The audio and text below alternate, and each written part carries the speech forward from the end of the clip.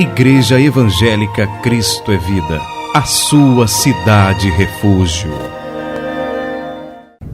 Vamos abrir a Bíblia na Epístola de Paulo aos Romanos, no capítulo 5, versículo 17. Quarta-feira de muito calor em Recife, um verão maravilhoso que Deus concede ao Nordeste. E nós estamos aqui reunidos na Cruz Cabugá 347 para ouvir Deus falar ao nosso coração. Diz assim a palavra da graça de Deus: se pela ofensa de um e por meio de um só reinou a morte, muito mais os que recebem a abundância da graça e o dom da justiça reinarão em vida por meio de um só, a saber, Jesus Cristo. Oremos ao Senhor agora. Ah, Jesus querido, Jesus amado, hoje nós já temos consciência, porque o Teu Espírito nos fez compreender estas coisas, de que nós temos que reinar em vida através de Jesus. Reinar em vida sendo bem-sucedido em tudo aquilo que nós realizarmos nesta terra. Reinar em vida tendo saúde perfeita, tendo paz, tendo os nossos sonhos se tornando realidade.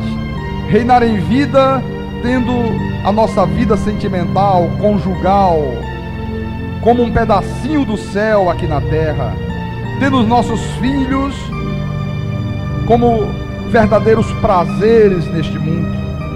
Ó Deus, e que nesta noite o Teu Santo Espírito que nós habita para sempre possa nos fazer entender ainda com mais profundidade este assunto, para que este ano de 1998 seja verdadeiramente no dia a dia da nossa vida o ano da excelência do Senhor.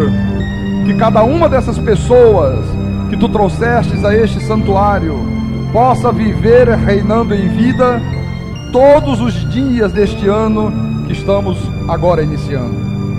E tudo isso eu Te peço, Senhor, em nome de Jesus, e que todos que creem digam amém e amém. Graças a Deus, graças a Deus, graças a Deus. Então, meus amados irmãos, minha família espiritual, povo de propriedade exclusiva do Deus Todo-Poderoso, nós iniciamos o ano de 1998, estas primeiras semanas deste novo ano. Deus fez com que nós trouxéssemos para o púlpito, para a igreja, esse tema reinando em vida. Já há algumas semanas que o Espírito Santo vem nos ensinando, vem nos doutrinando, vem nos preparando, vem nos formando, para que nós possamos estar capacitados ao longo deste ano a enfrentar todas as circunstâncias que a vida colocar no nosso caminho e podermos chegar ao final do mês de dezembro de 98, quando nós estivermos esperando a chegada de mais um ano de 99, podendo abrir a nossa boca e dizer: em todos os dias deste ano eu fui mais do que vencedor. Os meus sonhos se tornaram realidade. Não tive frustrações, não tive fracasso, não tive derrotas. Estou vivendo como a Bíblia diz que eu tenho que viver, reinando em vida por meio de Jesus Cristo. Amém? Então eu quero falar nesta noite ainda sobre o tema reinando em vida, dizendo para você, meu amado irmão, que a igreja, para que ela possa desempenhar o seu papel nesse mundo espiritual que nós vivemos, o mundo ocumêneo, o mundo dos salvos, o mundo dos eleitos de Deus, a igreja, para que ela possa desempenhar o papel para o qual ela foi estabelecida por Deus nesta terra, ela utiliza ministérios. Os ministérios da igreja, a Bíblia diz que Deus constituiu o ministério da igreja para que eles sejam utilizados para aperfeiçoar os santos. Quem são os santos? São aqueles que Deus predestinou para a salvação, são os filhos do Deus Altíssimo. A Bíblia não chama os filhos de Deus de verme, de gafanhoto, de estrume, de lixo, como alguns pregadores costumam chamar. A Bíblia chama os filhos do Senhor de santos. Diga, eu sou santo. Fala para o teu irmão, tu és santo. Diga para o irmão do lado, tu és santo. Então, a função principal da igreja é aperfeiçoar os filhos de Deus para que eles possam ter um bom desempenho ao longo da vida. Um bom desempenho, para que eles possam ser bem-sucedidos, para que eles possam reinar em vida por meio de Cristo Jesus. Este é o papel principal da igreja. Vamos ver isto, por favor, na epístola de Paulo aos Efésios, no capítulo 4, versículo 11 em diante. Veja o que diz a palavra do apóstolo da graça de Deus. E ele mesmo concedeu uns para apóstolos, outros para profetas, outros para evangelistas e outros para pastores e mestres. Olha só, assim como uma escola, um colégio, ele tem professores de matemática, de português, de física, de geografia, a igreja tem os seus ministérios. Agora, o que um professor de matemática ensina? Ele ensina matemática. O que é que os ministérios da igreja fazem? Qual é a função desses ministérios da igreja que eu acabei de ler para os irmãos no versículo 11? Veja no versículo 12 a função do ministério da igreja. Com vistas ao aperfeiçoamento dos santos, para o desempenho do seu serviço, para a edificação do corpo de Cristo. Isto quer dizer que quando nós chegamos à igreja, irmão, nós não sabemos nada a respeito das coisas de Deus. É por isso que tanto eu quanto você, como todos aqueles que aqui chegam, tem que ser aperfeiçoado, tem que ser ensinado. Por quê, pastor? Para que tu possas ter um bom desempenho. Tu possas desempenhar bem a tua missão, tu possas desempenhar bem o teu papel nesta terra.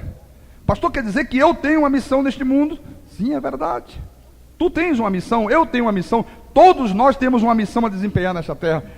E são justamente esses ministérios da igreja, são os mestres da igreja, são os pastores da igreja, são os apóstolos da igreja, são os profetas da igreja. São eles que Deus usa visando o aperfeiçoamento espiritual do seu povo, para que o seu povo possa ter um bom desempenho enquanto estiver aqui neste corpo de carne. Então, se você não tiver um aperfeiçoamento, você vai ter o quê? Um mau desempenho. Ele diz também aqui, para a edificação do corpo de Cristo. Quer dizer então que Deus usa os ministérios da igreja para que o corpo de Cristo seja edificado, seja erguido. É uma edificação que vem através dos ministérios da igreja.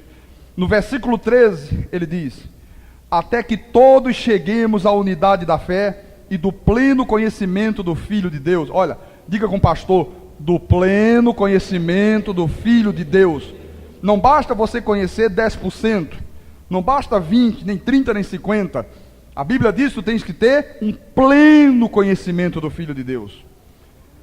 A perfeita varonilidade, a medida da estatura, da plenitude de Cristo.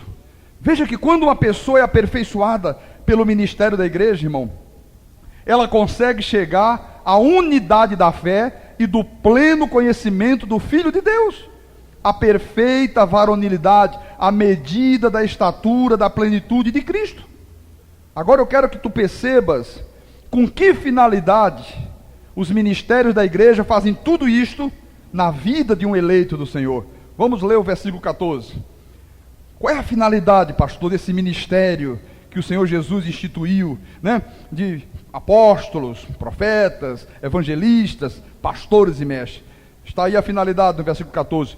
Para que não mais sejamos como meninos, agitados de um lado para outro e levados ao redor por todo o vento de doutrina, pela artimanha dos homens, pela astúcia com que induzem ao erro. Quer dizer então que quando uma pessoa chega à igreja, ela é como menino. Ela não tem conhecimento das coisas de Deus. Mas quando ela passa por este processo de aperfeiçoamento, irmão, ela não é mais agitada de um lado para o outro. Ela não se deixa mais levar por nenhuma artimanha dos homens. Quando um filho de Deus é aperfeiçoado pelo ministério da igreja, ele não mais se deixa enredar por vãs filosofias. Ele não mais se deixa enganar por um evangelho pervertido. Ele passa a tomar conhecimento da sua verdadeira posição espiritual nesta terra. Ele passa a saber que ele é um eleito de Deus, que ele não está aqui neste mundo por obra do acaso, ele está aqui porque Deus o escolheu e o predestinou, e ele sabe que Deus o colocou neste mundo para que ele seja mais do que vencedor.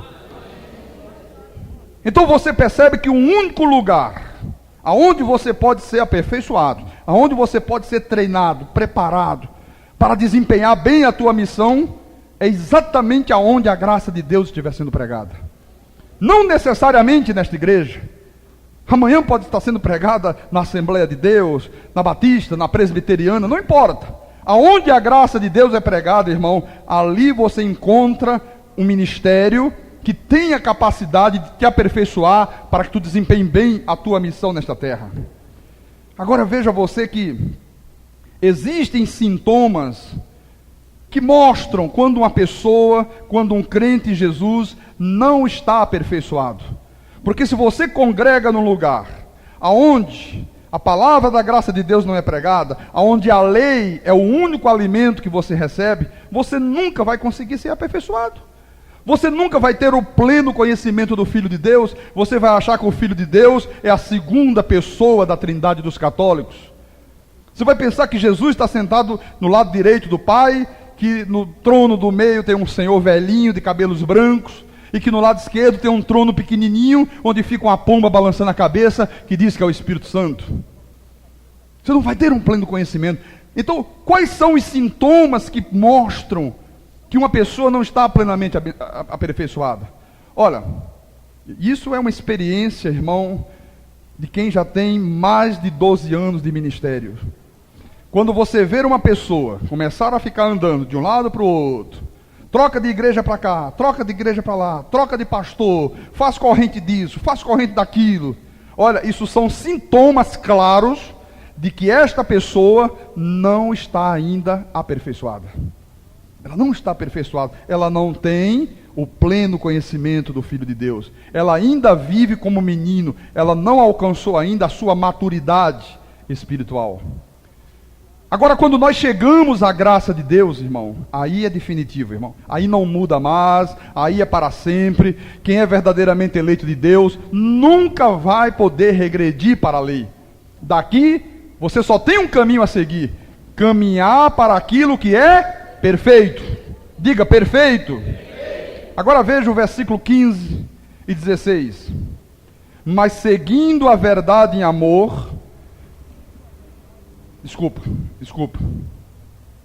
Mas seguindo a verdade em amor, cresçamos em tudo naquele que é a cabeça, Cristo, de quem todo o corpo, bem ajustado e consolidado pelo auxílio de toda a junta, segundo a justa cooperação de cada parte, efetua o seu próprio aumento para a edificação de si mesmo em amor.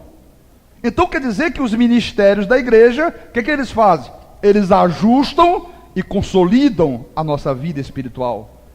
Agora veja que, assim como os ministérios de apóstolos, profetas, evangelistas, pastores e mestres, eles têm que desempenhar bem o seu papel, eles têm que fazer a sua parte, a ovelha também tem que fazer a sua. Veja o que diz o texto. A palavra é clara: segundo a justa cooperação de cada parte. O ministério da igreja faz a sua parte, a ovelha faz também a parte dela. Então, o que a igreja de Jesus na realidade tem que fazer? Aperfeiçoar o povo de Deus, edificar o povo de Deus, coisa que infelizmente a igreja não tem feito ao longo dos séculos. Não tem aperfeiçoado, não tem edificado. Nós temos visto o povo de Deus, um povo para baixo, um povo que não vive como cabeça, um povo que não tem reinado em vida, e a culpa não é do povo. A culpa é do ministério da igreja, que não tem desempenhado a função para a qual Jesus o constituiu. Você se lembra que eu já falei aqui na igreja, nos cultos passados, acerca de educação.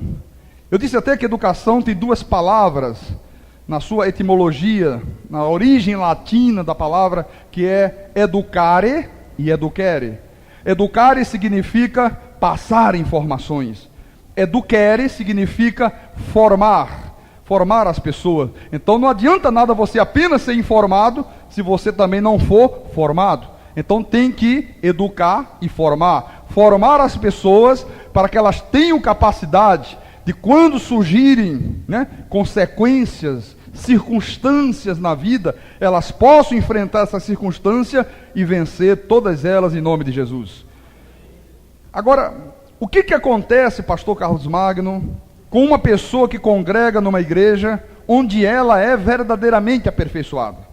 Olha, irmãos, o que acontece é que aquela pessoa começa a criar raízes, ela começa a se edificar.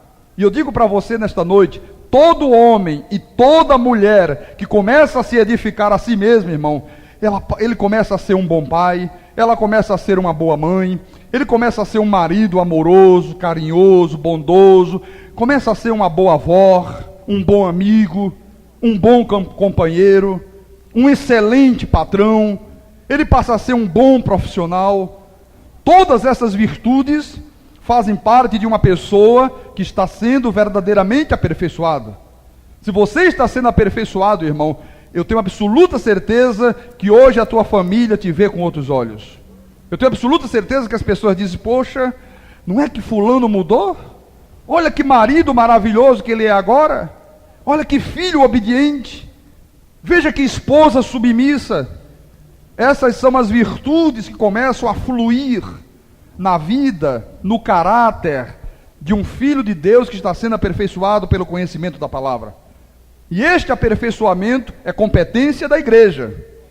Se a igreja, através dos seus ministérios, não fizer isso, irmão, se ela não te aperfeiçoa, se ela não te edifica, então você nunca vai sair daquele estado de meninice espiritual que Paulo fala, para um estágio adulto. Você pode às vezes ficar 10 anos, 20 anos, 30 anos, 50 anos congregado no lugar e ser uma criança em Cristo. Não cresce, não desenvolve, é menino na fé. E o que acontece, pastor, com isso? Quais são as consequências? As consequências, meus irmãos, é isso que nós temos visto aí a cada dia. Crentes passando por dificuldades. A coisa mais comum nesse mundo hoje é você encontrar crentes passando necessidades, enfrentando crises, problemas no casamento, dificuldades na família, desentendimentos no lar, desentendimentos com a igreja. Às vezes pessoas que carregam grandes frustrações. Você sabe que uma grande parte do povo de Deus, irmão, vive muito frustrado. Uma grande parte da igreja de Jesus carrega frustrações. Pessoas que nunca conseguiram prosperar, pessoas que nunca conseguiram atingir metas na vida, pessoas que nunca conseguiram ver os seus sonhos se tornando realidade, os seus projetos verdadeiramente sendo concretizados. E aí ficam frustradas. As consequências de você não ser edificado é que muitas das vezes nós encontramos pessoas que apresentam assim como uma espécie de uma frieza espiritual. Um dia estão bem, outro dia já estão mal, um dia ama, outro dia não ama. Ou então pessoas que apresentam atitudes carnais. Às vezes crente há 30, 40, 50 anos e as atitudes daquela pessoa são atitudes absolutamente carnais. Você diz às vezes assim, poxa, cadê aquela senhora? Aquela. Ah, pastor, não está mais na igreja não, sabe? Ela comprou aí umas coisas para uma irmã que vendia a prestação e aí não pagou e desapareceu da igreja. Isso é coisa muito comum de você ver aí afora acontecendo, irmão. Vem cá, cadê aquele senhor? Aquele. Ih, pastor, sabe, olha, arranjou uma paquera aí com uma moça lá fora, incrédula, espírita, e agora está namorando, e o negócio dele agora é para os pagodes. E às vezes as pessoas, irmão, fazem essas coisas aqui, sem temor nenhum a Deus, sem ter um pingo sequer de temor no seu coração. Mas essas pessoas, elas jamais vão desfrutar dos seus direitos espirituais.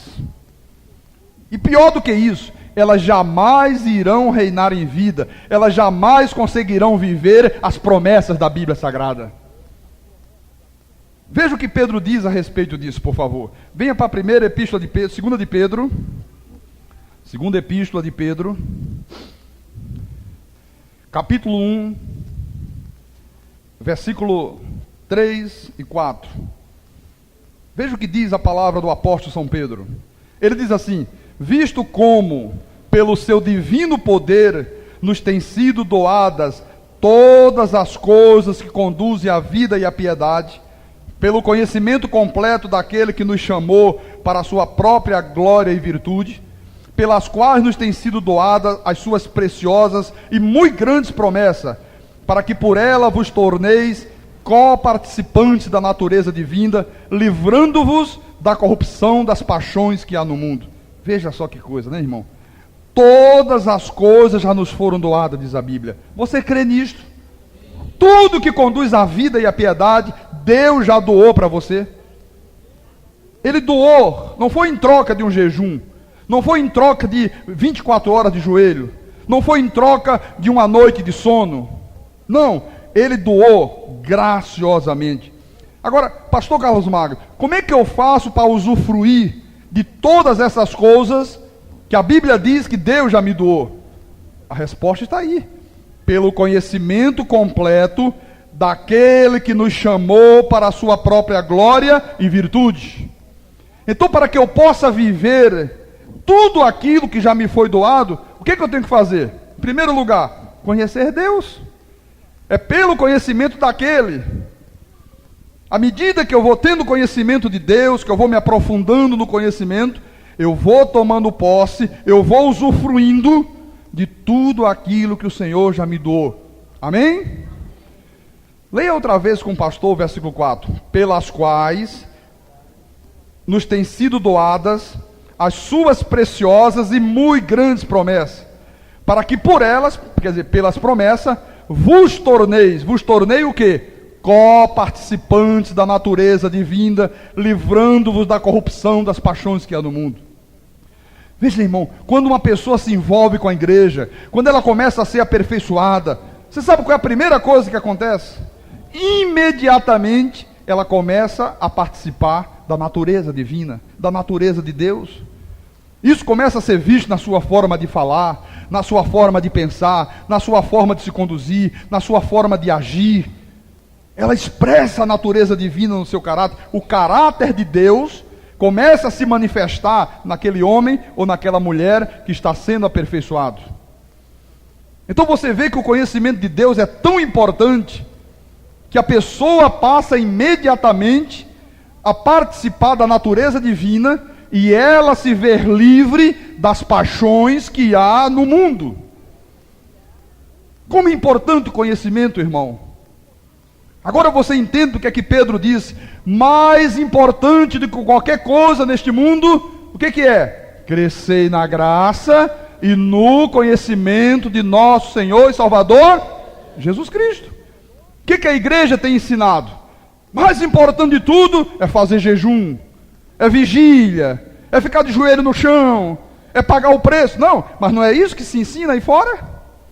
Ou não é?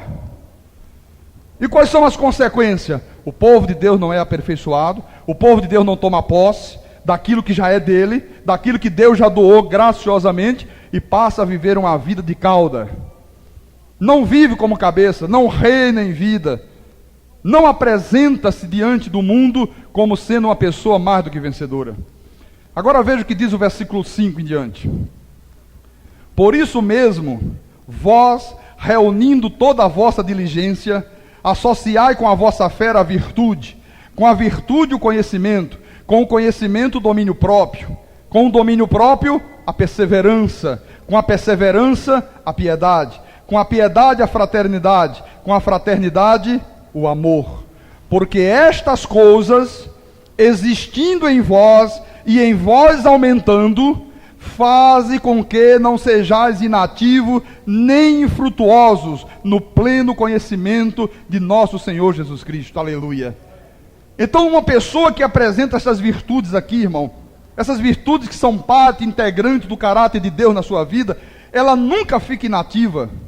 Ela nunca pode ser uma pessoa infrutuosa. Ela produz frutos, ela reina, ela tem vida, ela é mais do que vencedora. Tudo que ela faz, Deus aprova. Ela é bem sucedida em tudo aquilo que ela realiza. O versículo 9 diz assim: pois aquele a quem estas coisas não estão presentes é cego, vendo o sol que está perto, esquecido da purificação dos seus pecados de outrora. Então quer dizer que uma pessoa que não apresenta essas virtudes, que são consequência da atuação do ministério da igreja na sua vida, ela é o quê? Cega. Diga forte, cega. É aquela pessoa que não consegue viver por fé, só consegue viver vendo aquilo que está perto. Ela só vê o que os seus olhos enxergam. E aquelas pessoas que dizem, pastor, eu estou muito doente, pastor. E o médico disse que eu vou morrer. Não, irmã, mas Jesus vai te curar. Não, pastor, não tem jeito não. O médico disse que é câncer. Mas o nome de Jesus está acima de todos os nomes. Não, mas é câncer, pastor. O senhor não entende que é câncer? É aquela pessoa que diz, pastor, aconteceu não sei o que comigo. O diabo me deu uma rasteira. Você sabe o que é um crente abrir a boca e dizer que o diabo deu uma rasteira, quando a Bíblia diz que Jesus já despojou principados e potestades, que com a sua morte na cruz, ele destruiu o diabo? É o que você mais ouve, irmão. Olha, o diabo me deu uma banda. Veja que ele diz mais. Esquecido da purificação dos seus pecados de outrora. A pessoa chega até o ponto de se esquecer, irmão, que na cruz do Calvário ela já foi purificada para sempre. E aquelas pessoas que estão sempre se autocondenando. Elas, não, eu sou muito pecadora. Não, eu estou vivendo assim porque o meu passado foi muito triste. Em 1748 eu fui amigo de Hitler, aí Deus não pode esquecer uma coisa dessa. Não, pastor, a minha vida é assim triste, a minha vida é assim cheia de fracasso, cheia de derrotas, porque na outra encarnação eu fui um rei muito mau, matei muitas pessoas. Irmão, você acredita em reencarnação, irmão? Você acredita em vidas passadas? Tem gente que vive dessa forma, irmão. Tem gente que vive exatamente assim. Tudo isto aqui é o quê? Falta de aperfeiçoamento na vida espiritual. Por isso que a palavra diz no versículo 10: por isso, irmãos, procurai com diligência cada vez maior confirmar a vossa vocação e eleição, porquanto, procedendo assim, não tropeçareis em tempo algum. Então, quem procede desta forma, irmão, não tropeça, não cai, não fica agitado de um lado para o outro, nunca é iludido pela artimanha dos homens. Pelo contrário, quem procede desta forma está sempre manifestando a glória de Deus na sua vida. É aquela pessoa que é feliz, é aquela pessoa que reina, é aquela pessoa que é bem-sucedida, é aquela pessoa que a cada dia ela se apossa de todas as promessas de Deus. Se a Bíblia fala em dinheiro, Deus faz ela prosperar. Se a Bíblia fala em cura, Deus faz com que ela tenha saúde. Se a Bíblia fala de paz, ela tem paz de fato e de verdade na sua vida. É por isso que eu sou um defensor, irmão, de uma vida de doutrinamento, de conhecimento, de ensinamento, mas principalmente que tu vivas uma vida de quebrantamento, uma vida de piedade, uma vida de fidelidade a Deus, de honestidade a Deus, de honra ao Senhor. Isso significa o que, pastor? Que você tem que ouvir, mas principalmente você tem que praticar. Porque eu quero ver, irmão, todas as promessas de Deus se cumprindo na vida de cada pessoa que entra nesta igreja. Agora é claro, é evidente que para isto acontecer, você tem que, em primeiro lugar, manifestar o caráter de Deus na tua vida diária. No teu viver diário, o caráter de Deus tem que estar presente, e de uma maneira muito clara. Porque, meus amados, quando você começa a ver pessoas muito problemáticas, pessoas que estão sempre criando guerras, confusões, complicações, pessoas que nunca se ajustam ao corpo de Cristo, aquelas pessoas estão sempre guerreando uma com as outras, sempre atirando pedra umas nas outras, pessoas que nunca são felizes, essas pessoas nunca prosperam, essas pessoas nunca chegam a lugar nenhum, nunca. Esta igreja, ela é uma verdadeira aula de aperfeiçoamento, ela é uma escola de aperfeiçoamento para o povo do Senhor. Então, se você não juntar essas virtudes, irmão, que ele se refere aqui no versículo 5, a vossa fé, a virtude, com a virtude o conhecimento, com o conhecimento o domínio próprio, com o domínio próprio a perseverança, com a perseverança a piedade, com a piedade a fraternidade, com a fraternidade o amor. Se você não juntar essas virtudes na tua vida, você é cego e infrutuoso. E nunca vai prosperar na tua vida, irmão. Agora essas coisas aqui, isso não se compra no supermercado. Isso não se fabrica dentro de casa. Essas virtudes só começam a acontecer na vida de um eleito de Deus através de uma transformação que é decorrente da tua salvação. Aquela salvação que Jesus nos imputou na cruz do Calvário, aquela obra redentora de Cristo, ela começa a trabalhar dentro do teu coração, no íntimo de cada pessoa, no íntimo de cada eleito de Deus. Então, o Filho de Deus que está sendo aperfeiçoado, ele tem que apresentar uma transformação radical na sua vida. Eu não acredito, irmão, que uma pessoa se diga regenerada, que ela se diga aperfeiçoada por Deus, se ela não apresentar uma grande transformação, uma radical transformação, uma profunda transformação. Pastor, o que significa essa profunda, radical e grande transformação? É a regeneração. O crente em Jesus Cristo tem que ser uma pessoa totalmente regenerada. Porque às vezes as pessoas dizem assim: olha, pastor, no passado, antes de eu vir para a igreja, eu fumava 4 maços de cigarro por dia. Mas agora, graças a Deus, estou fumando só 5 cigarrinhos por dia. Glória a Deus. Não mudou nada, irmão. Esta pessoa não foi regenerada. Qual foi a transformação que houve nesta vida? Qual é a diferença de você roubar 200 ou roubar 100?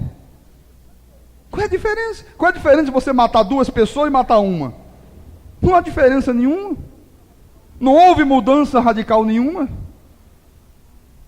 Pastor Carlos Magno, olha, antigamente, pastor, eu bebia tudo, sabe, pastor? Cachaça, uísque, cerveja, caipirinha, mel com cachaça. Eu fazia, sabe, uma verdadeira alambique da minha vida. Mas hoje, pastor, só de domingo é que eu tomo lá umas lourinhas geladas, sabe, pastor? E lá para as 4 horas da tarde eu já estou todo vou, não vou, sabe, pastor Carlos Magno? Mas só as lourinhas geladas. Ô, pastor, não anda mais uísque aqui na minha boca. Irmão,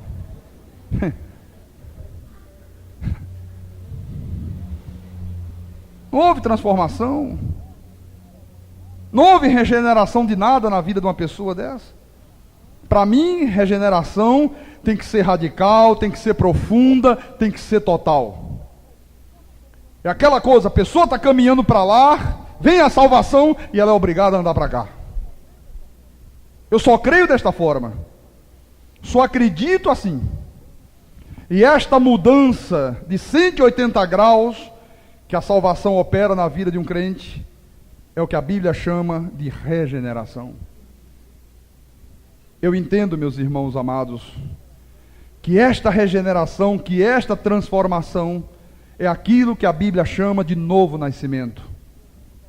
A palavra de Deus diz que nós somos novas criaturas. As coisas velhas já se foram. Diga, já se foram.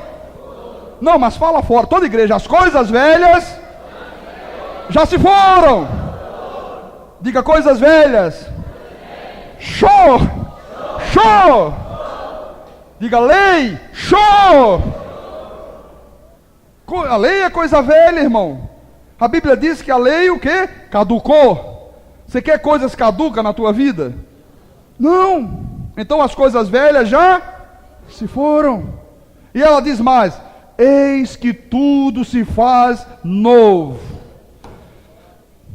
Pastor Carlos Magno, olha, antigamente, pastor, eu era um homem muito violento, sabe, pastor? Se eu ia no trânsito e alguém me dava uma fechada, olha, eu botava uma terceira no meu carro, ia a 1000 por hora, encostava, batia, descia, pegava o sujeito pelo colarinho, dava uns tapas assim na cara. Mas agora não, pastor. Agora, depois que eu conheci Jesus, se eu vou no trânsito e alguém vir de lá me dá uma fechada, a única coisa que eu faço é baixar o vidro, dizer um palavrão e vou embora.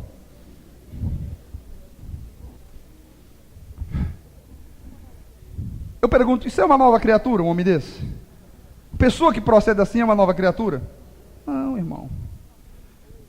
Aquele que nasceu de novo é aquela pessoa que o Senhor Jesus imputou na sua vida a natureza de Cristo. A minha Bíblia diz que ela se torna um com o Senhor. Um com o Senhor. Veja isso em 1 de Coríntios. 1 de Coríntios, capítulo 6, versículo 17. Veja o que diz a palavra. Mas aquele que se une ao Senhor é o quê? Um espírito com Ele. Olha o que é que o Espírito Santo faz, irmãos. O Espírito Santo retira toda a impureza da nossa vida. O Espírito Santo, quando você está sendo aperfeiçoado pelo ministério da igreja, ele começa a retirar o coração de pedra. Ele faz um transplante em você. Ele tira aquele coração de pedra e ele implanta no teu peito um coração novo.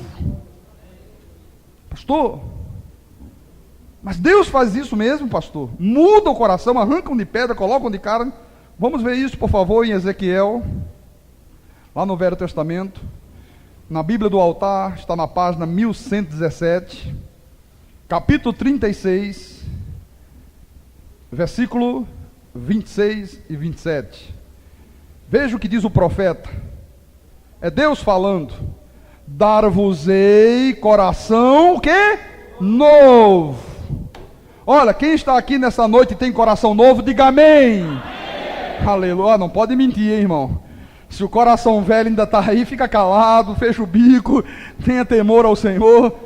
Mas se aquele coração velho já foi arrancado, se Deus já fez um transplante, se você já pode dizer, eu sou um novo homem, eu sou uma nova mulher, eu sou um novo marido, uma nova esposa, um novo filho, um novo pai, um novo chefe, então você pode abrir a boca, encher o pulmão de ar e gritar bem alto, amém. Quem tem coração novo, diga amém. Deus faz um transplante, meu irmão. Dar-vos-ei coração novo.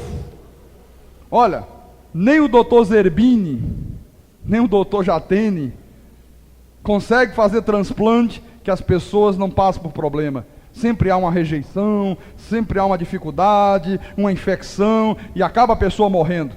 Mas quando Deus é o cirurgião, quando Deus resolve transplantar o coração de um homem ou de uma mulher e colocar um coração novo, não há rejeição, e esta cirurgia invisível é para sempre, irmão. Desobstrui tudo, não tem mais doença no coração. As coronárias, olha, ficam limpas, perfeitas. Dá para passar um navio pelas veias do coração. Não há entupimento, não tem colesterol. A válvula mitral, olha, funciona, que é uma beleza, que é uma maravilha. Não há taquicardia. É uma operação invisível de Deus. Aquele coração velho, cheio de ciúmes, de mágoa, de desejos malignos, de prostituição, de avareza, de idolatria, Deus tira e joga no lixo. Desaparece. Foi jogado fora. E Deus põe lá no teu peito um coração novo. E esta cirurgia que Deus faz na vida de um homem, na vida de uma mulher eleita e predestinada, é para sempre. Não há retorno, irmão. Não há possibilidade de retorno, não pode. Então, ele diz, tirarei de vós o coração de pedra. Quem tem coração de pedra, diga amém. Amém. Até prendi minha respiração assim. Você não imagina o susto que eu fiquei aqui agora. Ai, quem é que vai dizer que tem coração de pedra nesta igreja ainda? Mesmo você que chegou hoje pela primeira vez aqui, com estas palavras que o Espírito Santo já fez chegar ao teu coração, Deus já está fazendo um transplante em você, meu irmão e minha irmã. Tirarei de vós o coração de pedra e vos darei coração de carne. Porei dentre vós o meu espírito. Olha, irmão, é Deus que põe dentro de você o espírito dele. Não é você que fica pedindo, me dê o espírito, eu estou buscando o espírito. E ele, eu já coloquei dentro de você, meu filho. E você fica aí pelas madrugadas buscando espírito. Mas é porque o pastor me chamou, Senhor, para buscar o Espírito Santo. Meu querido, no dia que você ouviu a minha palavra pela primeira vez e creu, eu já te enchi do meu Espírito para sempre. Você está procurando o que se ele está dentro de você? Olha, fica aí a maioria dos crentes procurando, buscando o Espírito Santo. Isso é tremendo. Bem, no livro de Romanos, vamos voltar para a epístola de Paulo aos Romanos, no capítulo 6, versículo 4 e diante. Veja que coisa maravilhosa Deus faz com a nossa vida. Fomos, pois, sepultados com ele na morte pelo batismo, para que, como Cristo foi ressuscitado dentre os mortos pela glória do Pai, assim também andemos nós em novidade de vida. Olha, irmão, nós já fomos sepultados com Jesus. Nós já morremos e já ressuscitamos com ele. Porque se fomos unidos com ele na semelhança da sua morte, certamente o seremos também na semelhança da sua ressurreição. Sabendo isto, que foi crucificado com ele o nosso velho homem. Olha, o velho homem, a velha criatura, foi crucificado com Jesus na cruz do Calvário, para que o corpo do pecado seja destruído e não sirvamos o pecado como escravos, porquanto quem morreu está justificado do pecado. Ora, se já morremos com Cristo, cremos que também com ele viveremos. Olha, já morremos com ele. Isso aqui é irreversível, irmão. Não pode voltar, já morremos com Cristo. E se já morremos com Cristo, já não servimos mais ao pecado como escravos. Não somos mais escravos de pecado nenhum. Quem já morreu com Cristo, diga amém. Amém. Quem já ressuscitou com Cristo, diga amém. Amém. Aleluia. Primeira epístola de Pedro, capítulo 1, versículo 23. Diz assim: pois fostes regenerados. Olha, fostes regenerados, não de semente corruptível, mas de incorruptível, mediante a palavra de Deus, a qual vive e é permanente.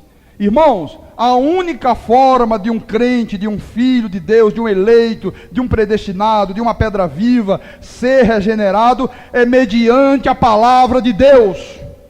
Ninguém pode ser regenerado através de obras da lei.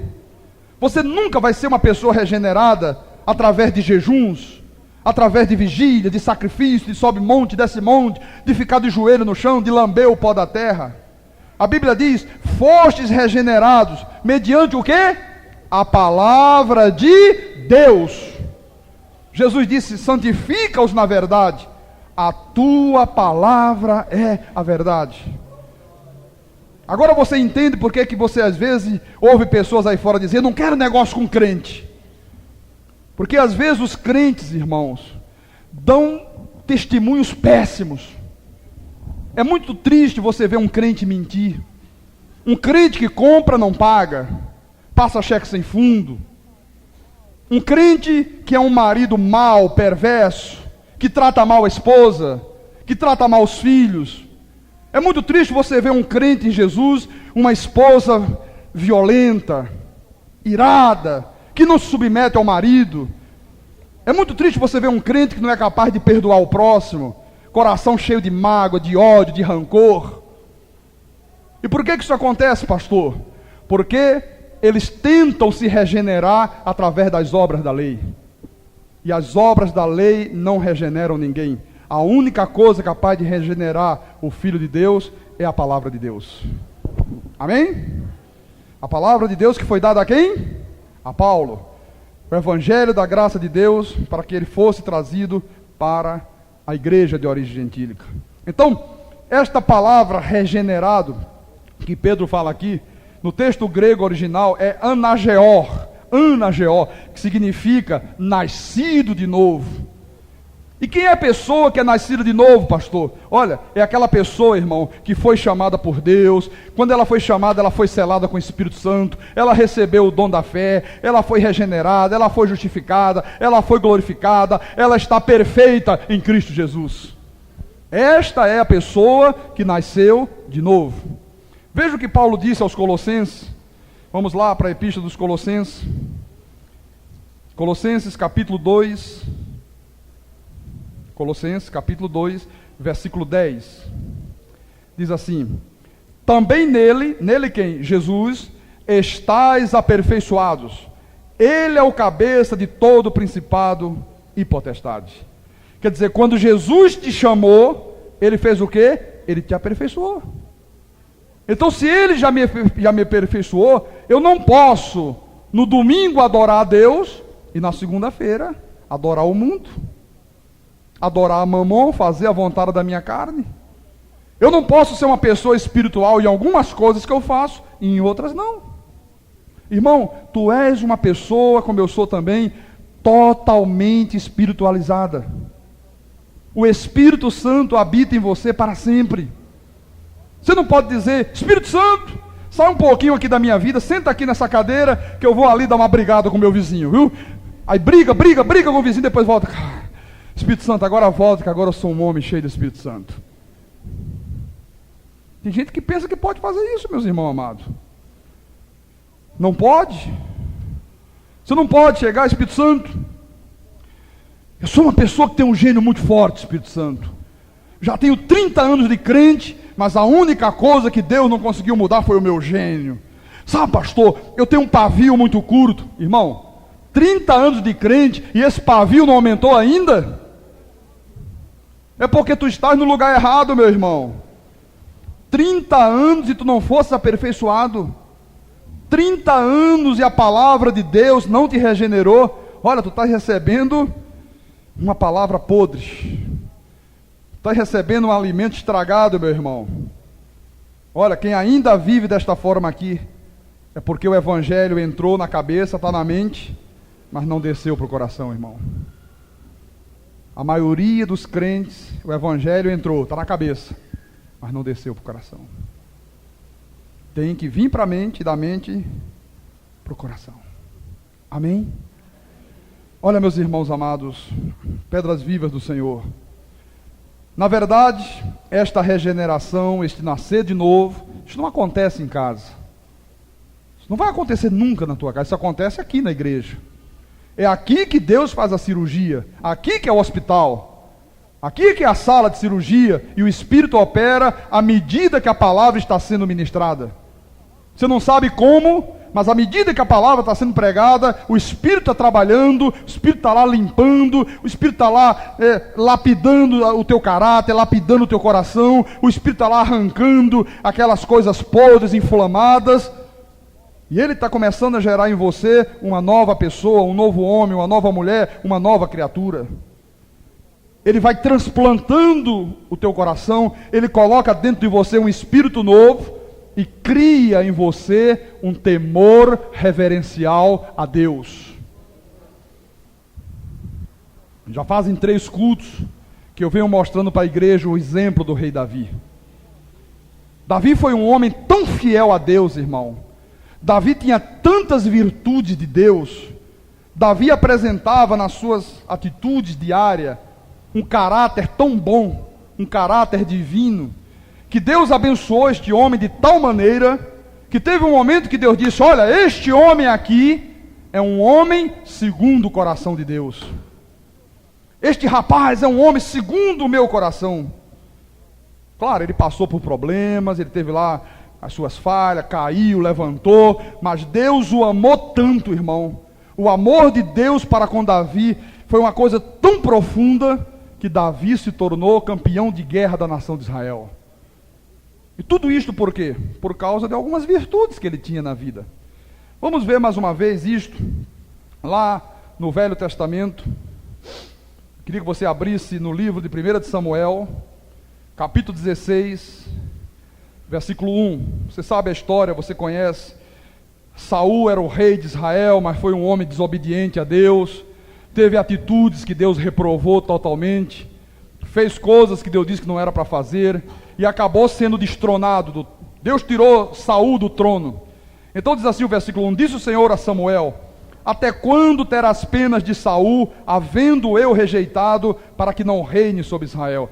Olha, irmão, às vezes você vê uma pessoa que é crente, que é de Jesus, ela está dentro da igreja, ela está passando problemas, as coisas não estão indo bem na vida dela, e às vezes você tenta ajudar esta pessoa, e você está querendo tomar o lugar de Deus. Porque se ela não está recebendo o que ela deseja, se ela não está vivendo a vida que deveria viver, é porque tem coisas erradas na vida dela. Aquelas dificuldades, aqueles problemas que ela está enfrentando, pode ser uma disciplina de Deus. Então deixa Deus disciplinar, irmão, para ver se ela acorda e resolve se consertar com Deus definitivamente. Eu aprendi que eu não posso fazer aquilo que Deus não está fazendo. Eu não posso abençoar a quem Deus não está abençoando. E todas as vezes que eu tentei fazer isso no passado, eu me dei muito mal, meu irmão. Muito mal mesmo. E as pessoas que eu tentei ajudar, com pena, com piedade, me deixando levar pelo coração, não estão mais na igreja. Nenhuma estão mais aqui. Você percebe agora como é importante? Samuel estava cheio de pena de Saul. Deus disse: olha, vem cá, Samuel, até quando você vai ficar aí com pena de Saul, se eu rejeitei Saul? Por que você vai ficar aí se lamentando por ele? Olha, em vez de você ficar aí choramingando, vai lá para Belém, procura Jessé, porque dentre os filhos de Jessé, eu me provi de um rei. Veja o que diz o versículo 6. Sucedeu que entrando eles, viu a Eliabe e disse consigo: certamente está perante o Senhor o seu ungido. Quando Samuel chegou na casa de Jessé, primeiro filho de Jessé que apareceu foi Eliabe, um homem de uma aparência muito bonita, um homem alto, musculoso, né, um rosto de nariz afilado, sabe? Aquela aparência maravilhosa. Quando o profeta botou as mãos na silhueta daquele homem, ele disse: opa, estou diante do ungido de Deus, não tenho dúvida que é este aí.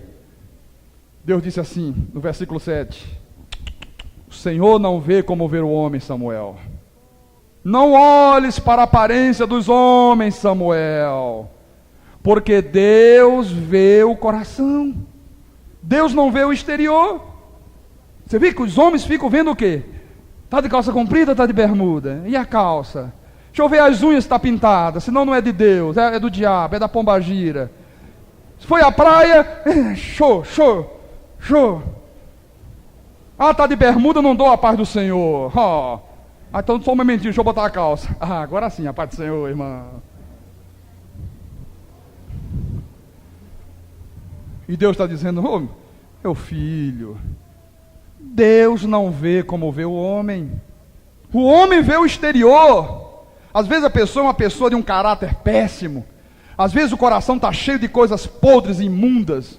Mas põe uma roupa com aparência de humildade, de piedade, e aí todo mundo já recebe aquela pessoa como crente. O sistema religioso criou isto, mas a minha Bíblia diz que Deus não vê desta forma, meu irmão. Às vezes uma mulher honesta, santa, uma mulher de oração, uma mulher de conhecimento da Bíblia, uma esposa submissa, uma mulher dedicada a Deus, devotada a Deus, porque bota uma calça comprida, o sistema religioso diz: oh, isso é uma pombagira do inferno. Pombagira é quem está falando, meu irmão. Devia ter mais respeito com as pessoas, devia ter mais respeito com o povo de Deus. Tem certos pregadores aí que... Cala-te boca. Tremendo. Olha só. Então, meus amados irmãos, ainda continuando no capítulo 17, versículo 26. Capítulo 17, versículo 26, diz assim a palavra: então falou Davi aos homens que estavam consigo, dizendo: que farão aquele homem que feria este filisteu e tirar a afronta de sobre Israel? Quem é, pois, este incircunciso filisteu para afrontar os exércitos do Deus vivo? Veja, Davi era um simples pastor de ovelhas. Era o filho mais moço daquela família. Era o de menos idade. Era o menos preparado. Todavia, era exatamente aquele menino que Deus havia escolhido para reinar sobre Israel. Davi foi obediente ao pai. Houve um dia que o pai chamou o menino e disse: Davi, seguinte, deixa as ovelhas aí, você vai levar esses pães aqui para os teus irmãos e vai levar esse queijo para o comandante do exército lá. Davi disse: pois não, papai. Na mesma hora foi lá e obedeceu.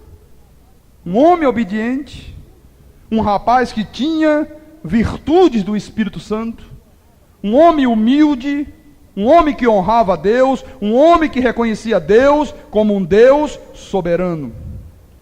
Davi não imaginava, meu irmão, que logo adiante Deus ia criar uma situação que ia fazer com que Davi se tornasse campeão de guerra de Israel. Quando ele chegou, estava lá aquela situação que todos nós conhecemos, não vou contar a história aqui. O gigante lá, ele vem cá, o que vai acontecer com o homem que matar esse sujeito aí? Este incircunciso, que ousa desafiar o exército do Deus vivo. Pastor, será que Davi não era um homem muito arrogante? Ele já foi logo chamando o gigante de Golias de incircunciso? Não, Davi era um homem confiante. É diferente.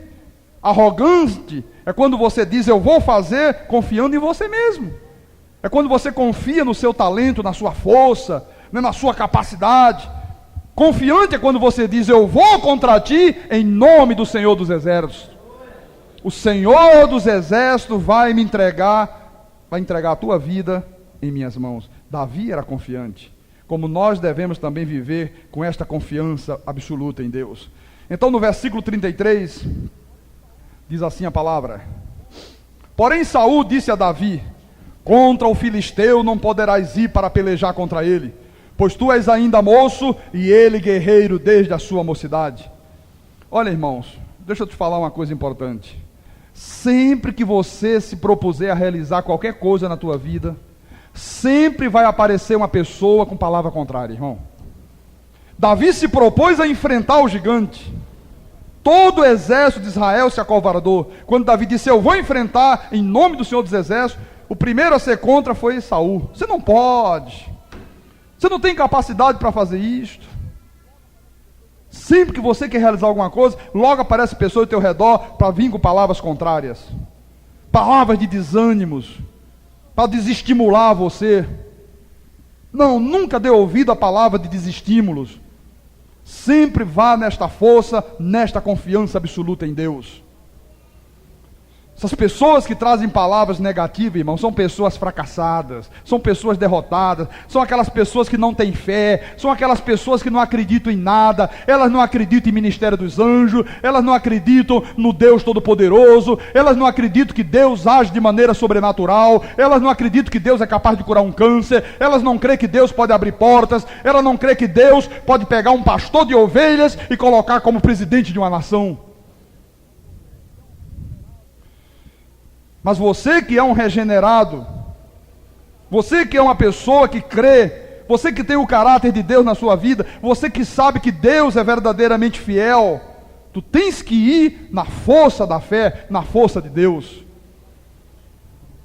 Diz assim, no versículo 34, respondeu Davi a Saul, teu servo apacentava as ovelhas de seu pai, quando veio um leão ou um urso e tomou um cordeiro do rebanho.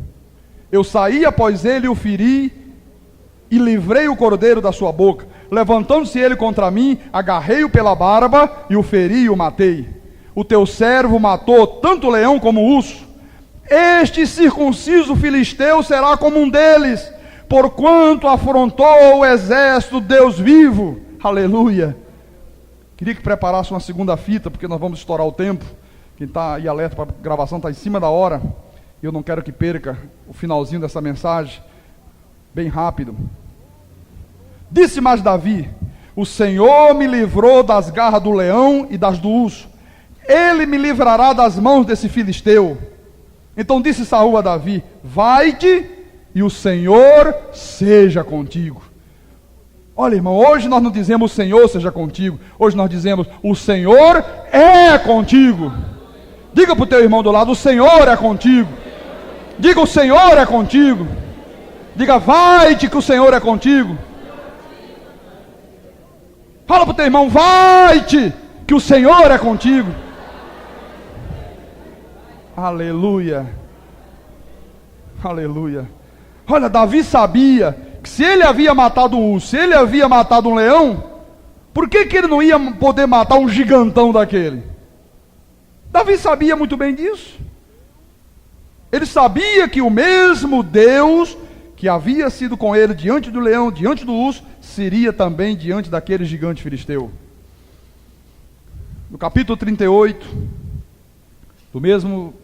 no versículo 38, do mesmo capítulo 17, diz assim a palavra: Saul vestiu a Davi da sua armadura, e lhe pôs sobre a cabeça um capacete de bronze e o vestiu de uma couraça. Davi cingiu a espada sobre a armadura e experimentou andar, pois jamais a havia usado. Então disse Davi a Saul: não posso andar com isto, pois nunca o usei. E Davi tirou aquilo de sobre si. Olha, irmãos amados, esta armadura que Saul pôs sobre Davi significa as soluções humanas, irmãos. Davi queria andar por fé. A Bíblia diz: o justo viverá por fé. Você sabe que há muitas igrejas que põem armaduras sobre o povo de Deus? Há muitas. Irmão, tu queres receber uma bênção? Então tu tens que fazer 40 dias de jejum. Irmão, tu queres ter poder do Espírito na tua vida? Então tu tens que ficar 50 horas de joelho orando em cima de caroço de milho. Queres ser santo? Não vá mais à praia, não veja mais televisão, não respire mais, põe uma venda preta nos olhos, não veja mais nada da vida, e tu serás santo. A armadura pesada da salvação que se perdia, do demônio que vem te pegar, do demônio que vem com mais sede, a armadura pesada das vigílias, dos jejuns. Quantas vezes eu fiz jejuns, irmão, que só faltava ficar tuberculoso. Era uma verdadeira tortura. Às vezes estava em jejum, e aí chegava na hora do almoço, minha esposa fazia aquelas comidas gostosas, né? E quando eu olhava, a boca ficava água escorrendo. E uma voz dizia: não te atrevas a morder aquela carne, senão eu te jogo nas profundezas do inferno. Eu dizia: então não vou morder. Calor de 40 graus, meu irmão, uma sede de matar. Ia lavar as mãos, quando abria a torneira e a água.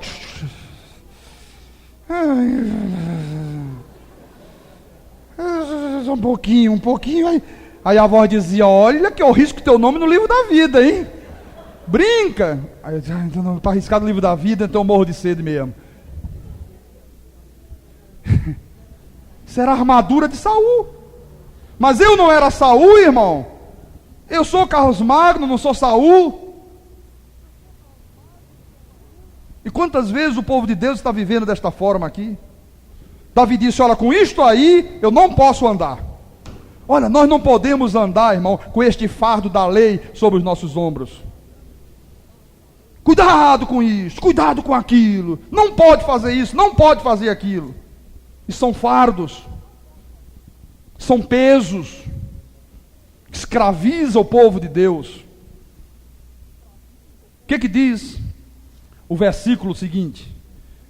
Diz assim, o versículo 40: tomou o seu cajado na mão.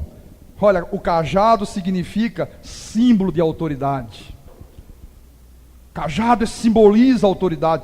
Davi pegou o seu cajado na mão. Irmão, pega o teu cajado essa noite, enfrenta o filisteu que estiver no teu caminho, e tu vencerás o filisteu em nome do Senhor dos Exércitos. Pega o teu cajado, pega a tua autoridade. Deus já te deu autoridade. A palavra diz: eis aí vos dei poder e autoridade sobre todo o poder do inimigo, e nenhum mal te sucederá. Então pega este cajado, vai contra o filisteu. O filisteu talvez seja uma doença que está no teu corpo. O filisteu talvez seja um problema no teu casamento, talvez uma depressão, uma angústia, talvez uma crise existencial. Talvez o filisteu seja um filho teu que está enfrentando dificuldades aí fora, talvez envolvido com drogas, com más companhias. Pega a tua autoridade de Deus, começa a usar a tua confissão em linha com a palavra, começa nessa noite mesmo, irmão, a dizer: eu sou um vencedor, eu sou mais do que vencedor, tudo eu posso naquele que me fortalece. E tu verás a glória de Deus se manifestar na tua vida. Davi pegou o cajado, pegou umas pedrinhas. Olha, Davi sabia que aquela pedrinha só matava passarinho, irmão. Não ia nunca matar um gigante daquele, um cabeçudo daquele, cheio de armadura, cheio de aço, cheio de ferro. Davi sabia que não. Mas por que Davi mesmo assim foi e enfrentou? Porque Davi sabia, irmão, que Deus já havia aberto o mar vermelho. Deus já havia feito as muralhas de Jericó caírem por terra. Deus já havia aberto as águas do rio Jordão. Deus já havia feito parar o sol, parar a lua. Então Davi sabia que ele não devia olhar para o gigante, ele devia olhar sim para aquele que é o autor e consumador da nossa fé. Aleluia. Ele sabia que aquela pedrinha era insignificante, mas ele sabia que Deus podia, através do seu poder, transformar aquele simples cheixinho de um rio num míssil Exocet. E quando ele lançou a pedrinha, de repente alguma coisa aconteceu. Ele ouviu um barulho, ele disse, que é isso? E Deus, fica calmo menino, sou eu agindo. Essa pedrinha aí transformou-se num míssil, vai bater naquela cabeçorra lá, vai explodir tudo. E quando a pedra bateu, se encravou e o gigante caiu por terra. Talvez tu tenhas uma pedrinha só na mão, meu irmão. Talvez as pessoas olhem para você e digam, você não tem condições de mais nada. Você não tem condições de ser um empresário, você não tem condições de montar um negócio, você não tem condições mais de ser curado, essa doença é muito grande, essa doença é um gigante filisteu, não tem mais jeito o teu casamento, não pode mais ter jeito para a tua família. Olha, pega o cajado, confessa com a tua boca e deixa que Deus vai se manifestar em teu favor. Aleluia. Este homem pequenino, irmão, frágil, desarmado, sem usar armas humanas, de repente se transformou num campeão de guerra de Israel. Você sabe por quê? Porque Davi, irmão, antes disso, ele foi um bom filho. Davi foi um bom servo. Davi foi um bom pastor. E por fim, ele foi um bom rei. Ele foi o melhor rei que Israel já teve. Então Deus quer que tu sejas fiel em tudo. Veja a diferença entre Davi e Saul. Saul foi desobediente. Saul foi um irresponsável. Saul foi um homem prepotente. E o que aconteceu? Deus destronou Davi. Destronou Saul, perdão. Deus tirou Saul do trono. Um jovem menino cuidando lá de meia dúzia de ovelhas, mas obediente a Deus, obediente ao pai, obediente às autoridades. Enquanto os seus irmãos mais velhos ficavam curtindo o bem bom da vida, estava lá o menino tomando conta das ovelhas. Podia chover, podia fazer sol, podia vir frio, podia nevar, ele estava lá dando conta, cuidando dos bens da família. Um homem de caráter, um homem que tinha um temor a Deus, um homem que sabia que a sua vida dependia totalmente do Deus Todo-Poderoso. Se você apresentar para Deus estas virtudes que o Espírito Santo está te mostrando ao longo desses dias, vai chegar uma hora que Deus vai dizer: este homem é um homem segundo o meu coração. Esta mulher é uma mulher segundo o meu coração. E na hora que Deus falar isso, irmão, prepara-te, porque Deus vai te colocar sobre o muito. Tu vais reinar em vida e o nome do Senhor será glorificado. Você crê nisto? Você recebe esta palavra? Diga: eu creio. Em nome de Jesus. Que as promessas de Deus estão prontas à minha disposição, para que eu me aposse de cada uma delas, reine em vida, bastando somente que eu apresente uma regeneração, um novo nascimento, uma fidelidade a Deus na minha vida natural, para que eu possa ver a manifestação sobrenatural de Deus em todos os meus dias. Em nome de Jesus, em nome do Senhor, diga graças a Deus.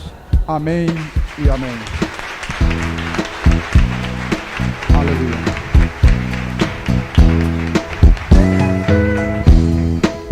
A cada instante que medito na palavra, fico mais firme, me sentindo vencedor. Fiquei sabendo que eu sou predestinado, sou servo eleito, escolhido do Senhor. Estou falando do poder de Jesus Cristo, Senhor da vida, soberano Criador. pois é quem salva, é quem cura, quem liberta. Água da vida que transforma a treva em luz. Jesus, Jesus, só Jesus fez isso comigo. Jesus, Jesus, só Jesus é o Senhor. Jesus, Jesus, só Jesus, Ele é meu amigo. Jesus, Jesus, só Jesus é o Salvador. Depois de tanta caminhada estou seguro, e digo isto cheio de convicção, porque a fé é baseada na certeza em um alguém que me estendeu a sua mão. Ele é força, é amor e é bondade. Ele é bonito. Ele é bonito, o rosto brilha como luz. Já lhe falei e vou falar-lhe novamente. Falo bem alto, o seu nome é Jesus. Fala bem alto a glória dele. Jesus, Jesus, só Jesus fez isto comigo. Aleluia. Jesus, Jesus, só Jesus é o Senhor. Jesus, Jesus, só Jesus, Ele é meu abrigo. Jesus, Jesus, só Jesus é o Salvador. Deixei de lado doutrinas que vêm dos homens E me firmei nas que são celestiais. nas que são celestiais. Pois pela graça eu estou apaixonado. Com esta palavra só tenho encontrado a paz. Se os ímpios acham que venceu heresia, Dizem loucuras. dizem loucura, a verdade do Senhor. Não me importo em saber o que outros pensem, porque a fé é a loucura do cristão. Jesus, Jesus, só Jesus fez isto comigo. Aleluia. Jesus, Jesus, só Jesus é o Senhor. Jesus, Jesus, só Jesus que é meu amigo. Jesus, Jesus, só Jesus É o Salvador. é o Salvador.